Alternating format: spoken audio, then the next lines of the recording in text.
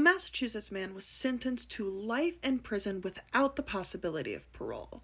However, many years after this, there was a law change, and he was sentenced to life in prison with the possibility of parole.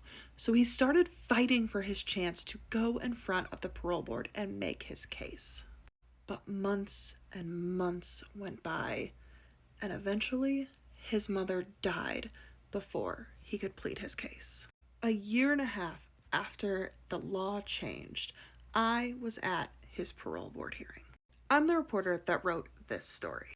And when I wrote this story, I got a lot of comments of, well, he just shouldn't have done the crime in the first place. And I'm not here to tell you that you can't think that. However, I like to think that my story, if you read it, is a bit more about the humanity in all of this and recognizes that it's so much more complicated than that.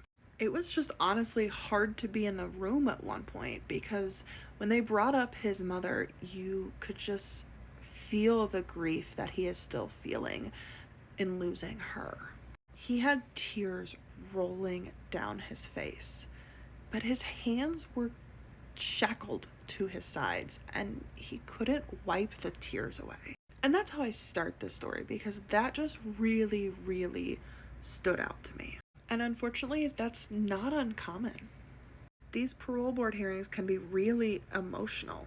And some of the men in prison are learning to show their emotion and to talk about it. And then in these moments, they can't even wipe away their own tears. So for all the people who commented or even still want to comment that he just shouldn't have done the crime and he gets what he gets, I hope you go read this story and think a little bit deeper about it.